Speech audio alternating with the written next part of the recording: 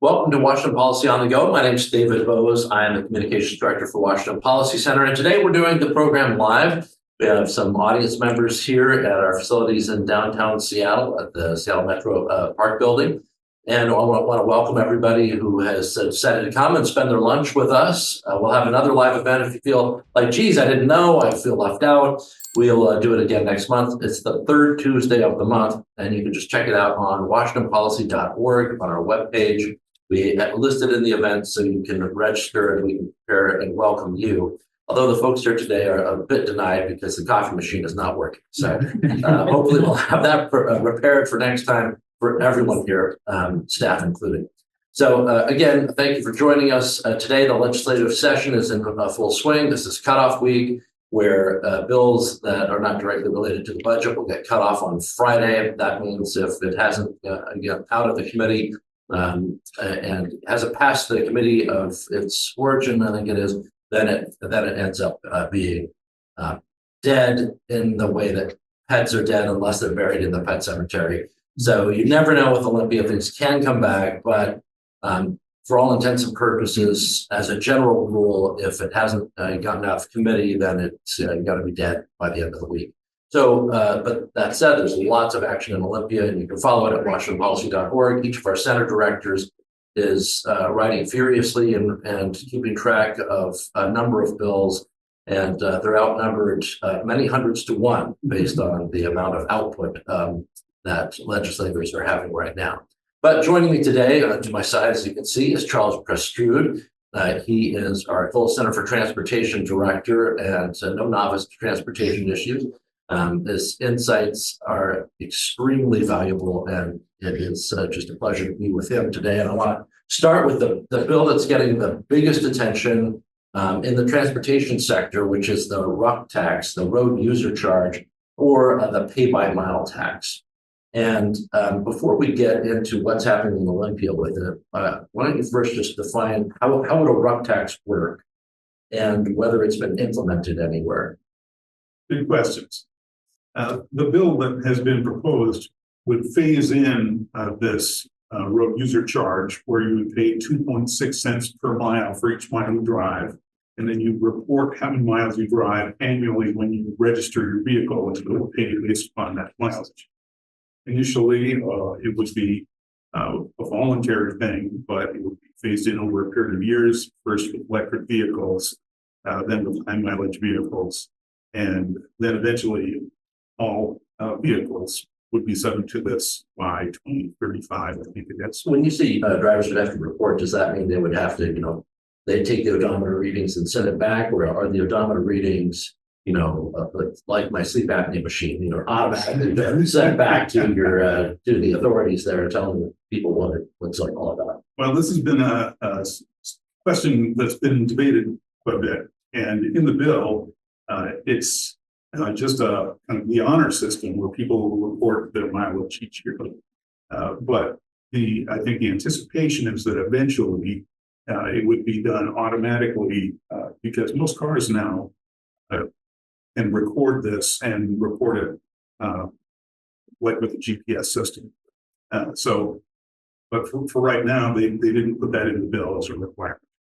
Would the bill then, would that be the kind of thing that was paid in a lump sum, like a car tax at the end of the year, or is that something that people would be, paying an estimate of, like they do with their income taxes at the federal level? I think it would be at the end of the year based upon actual miles driven. And so in Washington state, I should ask first, are there any states right now that have implemented the road user charge? I believe there are 4 states around the country that have implemented demonstration projects with a smaller number of vehicles, usually just electric vehicles. These are mostly voluntary programs. So they're working on how to make it work, protect privacy, make it administratively not too burdensome. It's a whole lot more complicated than the gas tax, which is one of the disadvantages, and it raises a whole series of issues that are hard to deal with. Now, I know for Washington Policy Center, your predecessor, Maria Frost, actually participated in one of the early projects before the on behalf of WPC for the road usage charge, and she had the GPS monitor in her car, and she showed people how it would work and this type of thing. Then it also gave her feedback on her driving, which was amusing at times. So why don't you outline for us what the privacy concerns are? What do people bring up most often as far as their concerns about this approach? In an automated reporting method where you've got a GPS unit in your car, it means the state would be reporting an awful lot of information about where and when you were. And this makes people nervous. That's the biggest concern. But if they don't have some automated method of recording how many miles you travel, and to some extent even where those miles are if you drive out of state, for instance, then it makes it hard to know how many miles a person should be charged for. So those are the trade-offs they're wrestling. Are there any cars that are exempt? I remember reading the proposal, and now I'm jumping ahead to what's happening in Olympia, but what about kind of classic cars? In car types, you have, some that are kind of grandfathered in as antiques or something. Is there anything like that in the rough tax? I'll have to go back and look at the fine print, but I don't remember seeing any exemption for people who have collector plates. Okay, that's what I was curious about. So let's get to Olympia and what's happening here. We had that hearing in the House last week. How did the hearing shape out? What was the line, so to speak, in terms of people who were in favor of the direct tax versus those opposed, and how did the overall hearing proceed? More than 100 people signed up to testify, which is quite a few, and most of them were opposed. Most of the testimony in favor was from public agencies that hope to get a share rate of revenue. The state legislature website also allows citizens to record their preference pro or con without actually testifying. More than 20,000 people logged on to the website, and it was about 96 or 97% opposed. So there's obviously a lot of public pushback, citing people just comfortable with it. One of the most common criticisms of it I see is that it's not a replacement of the gas tax. It's something that the agencies would say, well, it's a supplement or a complement to the gas tax. And the fear is you just end up with two burdensome taxes. Well, or three if you count the climate commitment. The way the bill is written, it is a substitute for people who voluntarily do this. And ultimately, it would be a substitute for everybody. But they added on a 10% assessment to the 2.6 cent per mile. And that would be revenue not used for maintaining our highways, but for all kinds of other multimodal projects, transit, bike lanes, things like that. And this raises kind of a sticky issue for the legislature because they have $1 billion per year shortfall in funding for highway preservation and maintenance, but they're proposing this additional 10% assessment that wouldn't help solve that problem at all. It's also kind of a sneaky way of getting around the 18th Amendment to the state constitution, which was approved by the voters more than 80 years ago, specifically to ensure that revenue generated from highway system users would be used for funding and improving the state highway system. This would violate that intent. And just based on, we're not quite getting to it yet, but rest assured we will.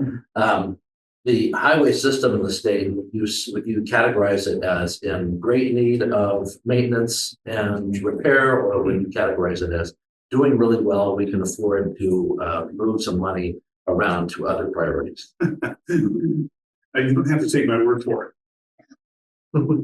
The outgoing Secretary of Transportation for Washington State, Roger Moore, has described the system as being on a glide path to failure. And this is because the legislature has not invested enough in preservation and maintenance for more than a decade. And the result is there is now a very large backlog that will take at least an additional $1 billion a year for many years just to get caught up.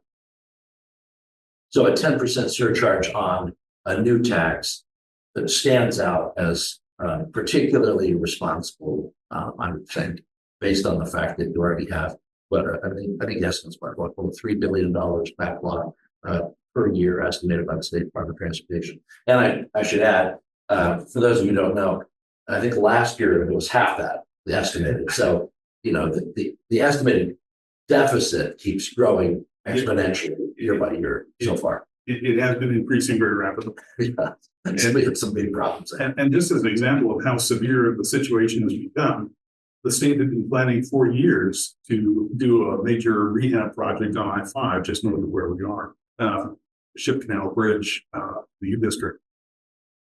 But when they got ready to do it this year, they said, no, we're $15 million short, which in a $7 billion a year transportation budget is not much money. But they just couldn't scrape out the bucks. So the project has to be postponed a year. And, that's a project that is long overdue and is desperately needed. So that's how serious the funding shortfall is for highway. $15 million on a major I-5 arterial. Just for those of you in Eastern Washington might be thinking, well, who cares, it's Seattle. Just remember, it's still the major arterial for all transportation, trucks, freight, trade. This is one of those, it's like a vein that goes to your heart for the state. It's got to work. And so we have this delay over $15 million, which I don't mean to say it's nothing. It is something, but it is shocking to me to hear that they couldn't scrape out or find $15 million from other priorities to do that. That's pretty stunning. And we know that the Senate is holding a hearing on this bill coming up just a bit later this week. What do we expect to find out about this hearing? Is this, where do you see it going from there? And do you think that the level of public opposition is having any kind of impact on those who are advocating for the vote? Well, I can't speak for the legislators. I know there are some fairly strong opinions on both sides among legislators. 60%. Yes. The hearing will be at 4 o'clock this afternoon, and you can go to the Senate Transportation Committee website and sign up to testify or to register your position on this or to read the bill. My guess is there will be a lot of public input on this, probably most of it in opposition. And what way the legislature decides to go on this is a little hard to predict. The chairs in both the House and the Senate, I think, strongly support the bill. But because it doesn't generate a lot of additional revenue near term, because it mostly substitutes for the existing gas tax and EV license fee, it doesn't solve the legislature's near-term transportation funding problem. And that may dampen some of the enthusiasm. I wanted to ask you a follow-up about the transportation funding problem. It's a little unrelated to the rock tax, but I'll get to that in a second. I do want to remind people, if you subscribe to the Washington Policy Center newsletter, you had a how to be involved section of that newsletter, which would direct you exactly to where you would need to go in order to have your opinion lodged for any particular bill that you're passionate about. I'll post that as a blog later today to make sure that you have that opportunity. If you're passionate about the RUP tax and want to have your voice heard, maybe you want to offer written testimony, maybe you just want to make your yes or no, a pro or con position. I think it's pro or con is what you push. Make that position heard. Will allow you to do so. So if you're confused about that, make sure you check WashingtonPolicy.org. I'll make sure we have that up a bit later. Looks like we have a question from the audience. Sorry to interject, Charles. If you could speak just ever so slightly louder for our virtual participants, that would be great. Sure. Charles, it's like, be heard. So I did want to follow up on that because you were talking about the budget deficits that we have. And we've talked a lot before in other episodes about things like Sound Transit taking a big chunk of this huge center reach and transportation money and applying it to something that's wildly ineffective in terms of moving people and being over budget and other things. So how, just your gut instinct and based on your experience and analysis, do we have as big of a budget problem as is being assessed, or is it mostly a priority problem with the money that we get from all sources of transportation, not just the gas? And I'm including Sound Transit and those kinds of projects. I'd say it's a combination of the two.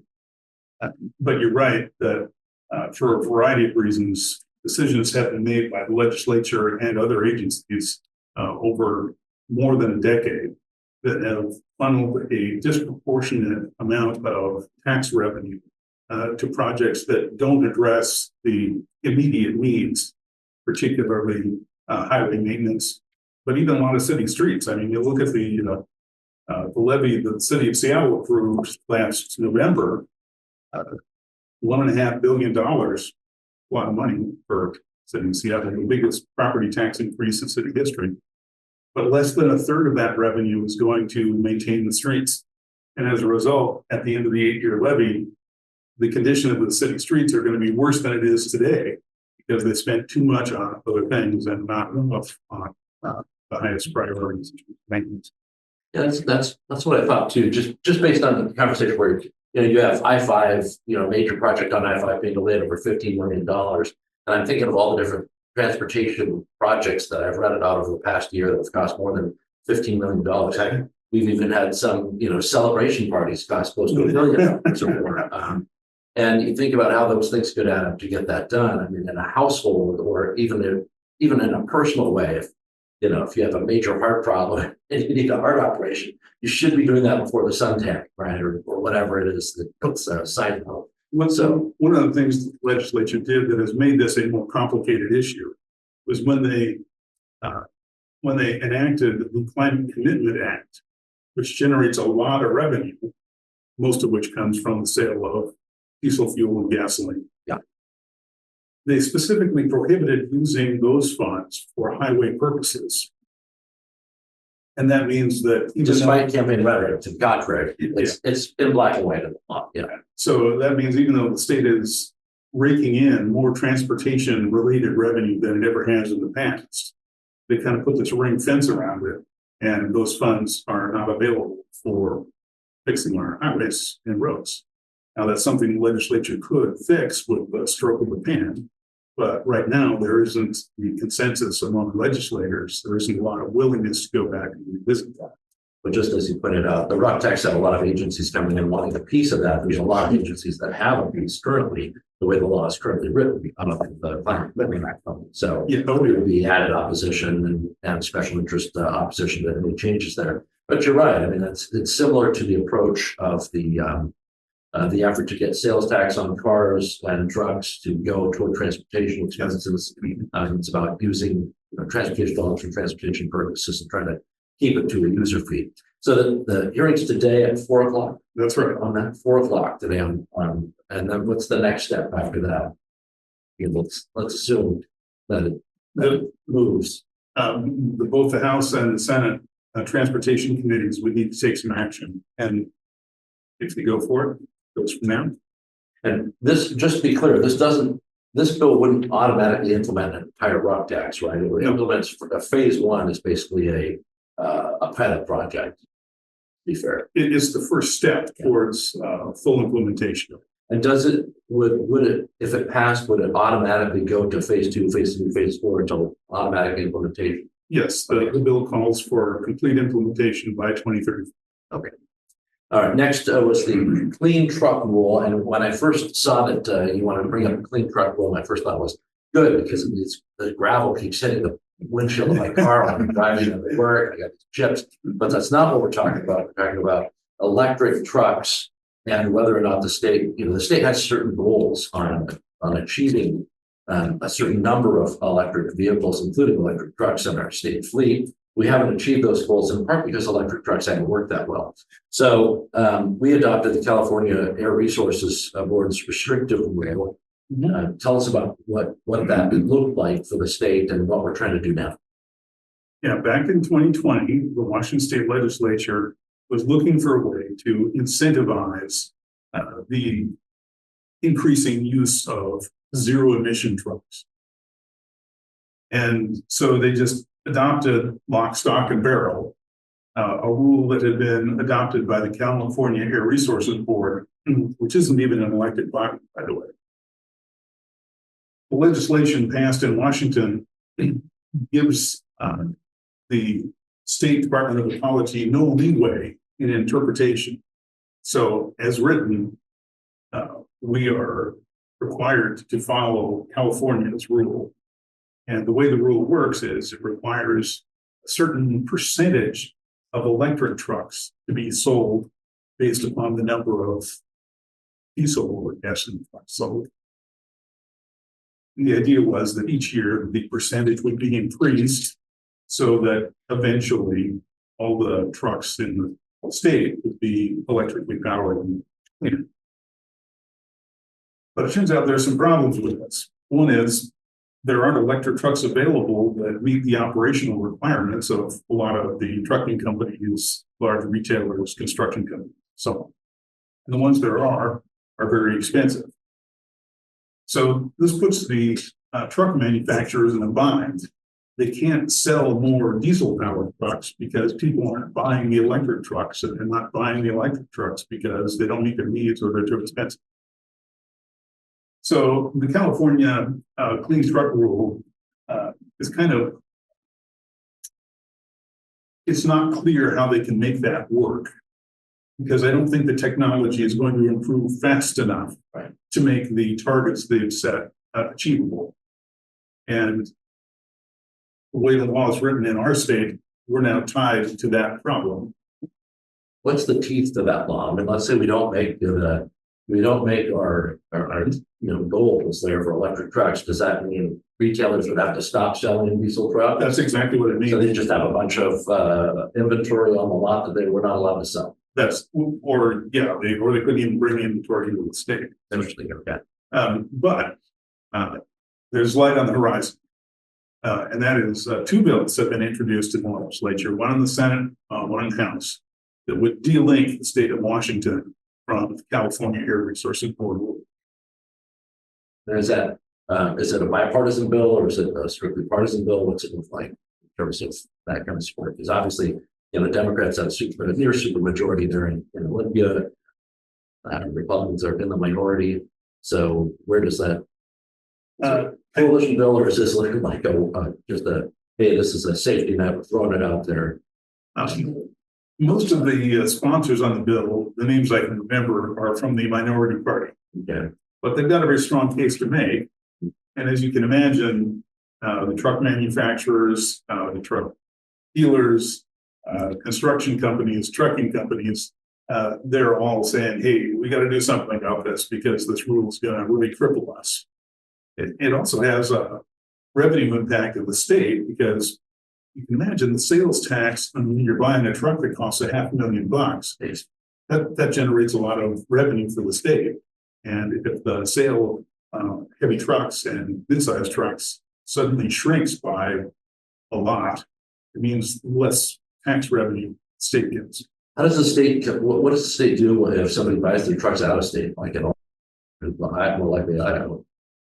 The problem is when they would try and register it in the state of Washington.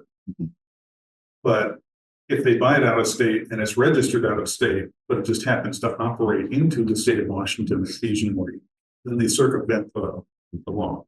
So that's another problem. But if you're bringing it in, would it count against the quota then, or how would they stop somebody or a trucking company from buying, say, cross the border Idaho, bring the trucks in? We didn't buy them in Washington. I think they would get nailed as soon as they tried to register them in the state of Washington. Okay, that's what I suppose. So this is one of those things where you might end up with a bipartisan coalition just by virtue of necessity. Yeah, I think the legislature is going to have to do something. And if they don't do it this session, the target has to be hit, increases the pain on the trucking companies and the truck dealers gets worse. So they would be well advised to figure out a fix this year instead of waiting for it to get worse. If you have any questions for Charles Prestrud, he is the Washington Policy Center's Poll Center for Transportation Director. Feel free to enter those in the Q&A box, that should be at the bottom of your screen, and we'll try to answer those questions. Also, anyone in the audience, if you have a question, if you want to raise your hand and do it, we can do that at any time. And then I'll repeat the question for the benefit of those of you online. And then we're also going to cover the overall transportation budget here in a moment. You had a question? Yeah, so you were talking about the first part, the tax on miles driven, right? And how it could be a substitute for the current gas tax. Can you explain better how the current gas tax works and in what way you would opt out of that in favor of this other system, like exactly how that mechanics function?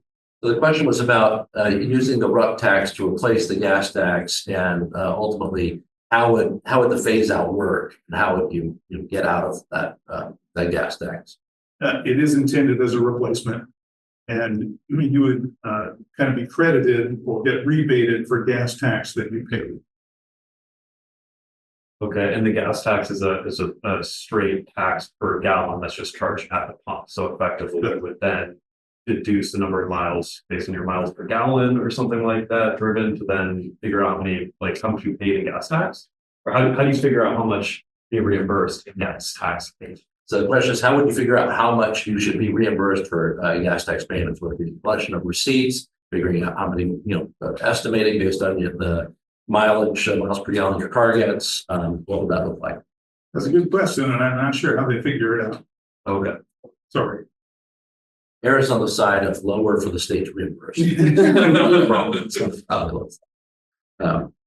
Yes. We do have a question from the chat asking, will the mileage tax only apply to miles driven in Washington? Will We the mileage touched on that a little. Will the mileage tax only apply to miles driven in Washington? It's a good question. And that's the way it is intended.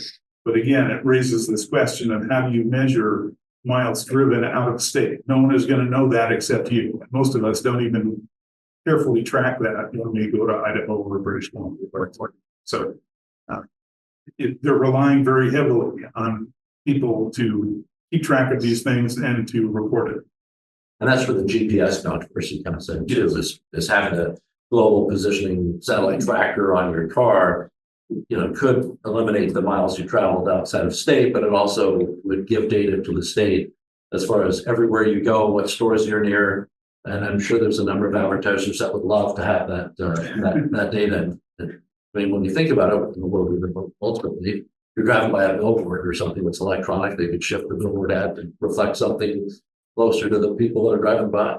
So it's a strange new world we live in. Let's get to the overall transportation budget, because we're approaching that time of the session where the transportation budget's going to start fleshing itself out. You mentioned there's a lot of ideas around, no consensus yet. What are some of the ideas? And I take it by ideas, for the most part, based on what you've said so far, that most of them are tax ideas, not so much reprioritizing overall transportation funding. Well, some of both. It's funny, I've talked to quite a few legislators over the last few weeks, and almost all of them have said, yes, we know we have a really serious transportation funding problem, and everything is on the table. Then when you start talking to them in a little bit more detail, it turns out that what they mean by that is what they want on the table is cutting the projects that other people want that they don't, and increasing revenue for the projects that they do want. Obviously, this can't work for everybody because there is no consensus either on priorities or on how much should be cut as opposed to how much should be funded through new revenue. And even on the new revenue sources, for instance, there are legislators who have proposed shifting some of the sales tax that's collected on the sale of new cars to the transportation budget, because right now it all goes into the general fund. But there are a lot of legislators who like to use that general fund revenue for all kinds of social programs and other things.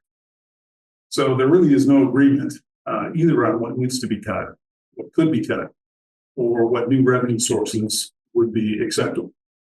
And I don't know how it's going to play out. I think it's going to be messy. I think that it is very likely that we will get some increases like increased weight fees.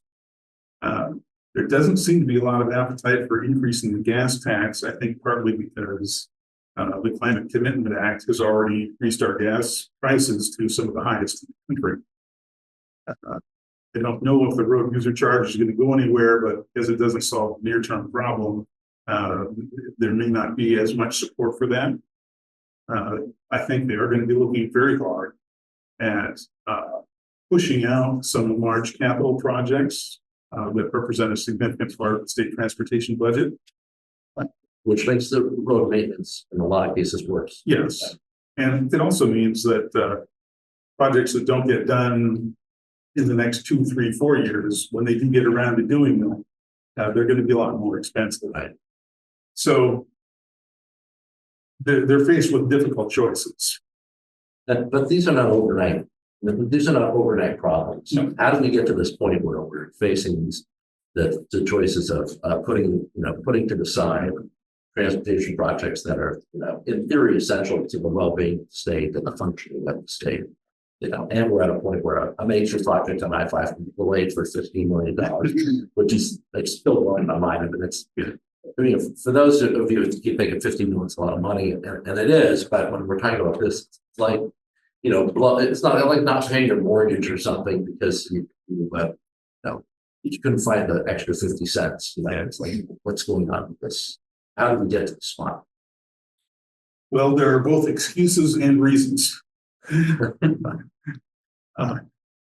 The Department of Transportation has pointed out that we've had a lot of inflation in recent years that has driven up the price of labor and materials, and it's made construction projects of all kinds more expensive than had been estimated. But that's only one reason. The reality is that the primary plan that the Department of Transportation has used historically to inform legislative decisions was the State Highway System Plan. And it's supposed to be a complete 20-year look at what's needed, what it's going to cost, what a logical phasing of the projects is, and what benefits those projects will produce. That was what informed legislative transportation budgets up until about a dozen years ago. And then the Department of Transportation stopped producing that plan. So what we've seen since is a lot of political arm wrestling in Olympia, but it's not informed by a clear set of priorities or even knowledge of how much these projects are going to cost and how long it's going to take to get them done. The result has been a little bit more emphasis on big ticket items. They've been kicking the preservation and maintenance can down the road for 10 years or more. And they've spent an awful lot of money on other things, grant programs for bike lanes, safe routes to school, complete streets, Electrifying ferries. Transit grants. You got a plan for diesel ferries. You're adding millions and millions of dollars to your costs. Yeah. So there's some people in Olympia who should be embarrassed that it has reached this point, because once upon a time, the Department of Transportation was known for having a good, effective planning process that identified priorities and could lay out a schedule of projects for 20 years into the future. It's probably a subject for a different time. At some point, we need to talk about how do you get an accountable transportation system. I have another follow up on that too. But we got a question from the chat. We do. It's asking, where does current transportation funding go, and would the EV rebate have funded transportation projects? Where does current transportation go, and would the EV rebates have funded transportation projects? The current annual EV license fee goes into the transportation fund. So it does help pay for our roads and highways. The biannual state transportation budget is about $14 billion. It's a lot of money, but only about $600 million a year is spent on highway preservation and maintenance. The rest of it goes for other programs, for new construction projects. And because the Department of Transportation, or I should say the legislature, has issued a lot of debt bonds to pay for the major highway projects, the state spends a lot on debt service, interest and principal paying off the bonds that have been issued in the past. So our hands are increasingly tied by the actions of the past. That's right. Making getting on a decent path all the more difficult. How did we strip away? I mean, at some point, it sounds like we had a semi-accountable transportation system. Where do we lose the accountability? Is it a function of politics, or is it a function of state bureaucracy, or a combo? I would say it's a combination of the two. And how could assuming that politics stays the same, how can the bureaucracy become more accountable? for results, right? I mean, that's the, The Washington State Department of Transportation, up until about 2008, reported to the State Transportation Commission, which is made up of appointed commissioners. But then the legislature changed the law and it made the Department of Transportation report to the governor. So it's now part of the governor's cabinet. So if you want accountability, you can't blame the commission anymore, at least not very much, because the responsibility for day-to-day management and administration is now an executive department function. So the Secretary of Transportation and the governor bear more responsibility than the commission. And then secondarily, the legislature bears responsibility because they approve the budget for the Department of Transportation. well, based on the overwhelming numbers against the RUC tax, stating a position for the legislature, it sounds like the new governor has his hands full with a bad deck that was dealt to him on being accountable for transportation. We got another question from the chat. We have a follow-up to our last question asking, how can electric vehicles be charged for road repairs since they don't seem to pay for any transportation? Do EV tab fees account for as much as the gas tax? How can electric vehicles be held responsible for paying their fair share, basically, of road maintenance fees? How does that work? The way it works now is when you register your electric vehicle, you pay $225 annual fee. And that roughly equates to how much you pay a year in gas tax if you bought a gas powered car. And obviously that can vary quite a bit depending upon how many miles you drive and what kind of fee you get. So you save money on miles per gallon. You got the other end. Go ahead. Next question. Another question, yes. We have, is there a plan for transportation at this point? How do we push for a new plan or vision? And should we be pushing for a new plan? Kind of a multi-part question there. Is there a new state transportation plan? Charles mentioned earlier that the requirement to lay out a plan that has been delayed or non-existent over a number of years. Is there a new plan now? And what's it look like? The state adopts quite a few transportation plans. It happens they've got an active transportation plan, public transportation plan, a passenger rail plan, and they should have a state highway system plan. As I mentioned, they didn't adopt or prepare a new state highway system plan for a lot of years. And finally, in late December, as Secretary Millar was on his way out the door, the Department of Transportation finally posted on their website a new state highway system plan. But this new plan doesn't include a list of projects, doesn't include cost estimates or a phasing plan for implementation, doesn't really show what the impact would be on congestion or level of service. So it doesn't really meet the requirements of the state law that says you need to prepare the state highway system plan. Hopefully the new Secretary of Transportation, Julie Meredith, will make it a high priority to produce an updated state highway system plan that really provides the information that the legislature and policymakers and the governor need. Now, there's another state transportation plan that's adopted by the Transportation Commission, and it's what they call a policy plan. It's very visionary and establishes goals and things like that. And the Transportation Commission is currently starting work on a new updated Washington transportation plan.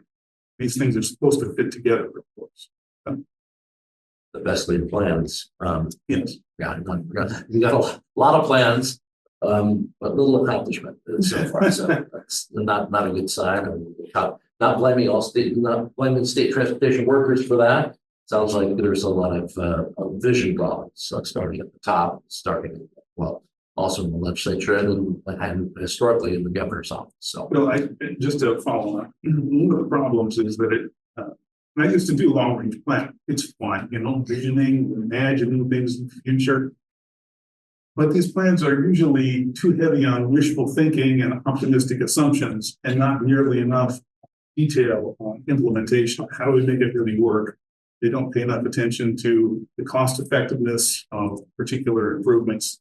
And so we end up with lots of plans, but not the desired results. Yeah, I mean, life gets in the way. I mean, the generals have talked about that in the military sense all the time. They lay out their plans and we throw it when they have to adjust. Yeah. I'm just picturing state transportation planners, having this grand plan for an increase in public transportation to get people off the roads, and then COVID hits, and all of a sudden, people are staying at home doing their work remotely. They're like, well, wait a second, we had a plan for this, and they're not following the plan.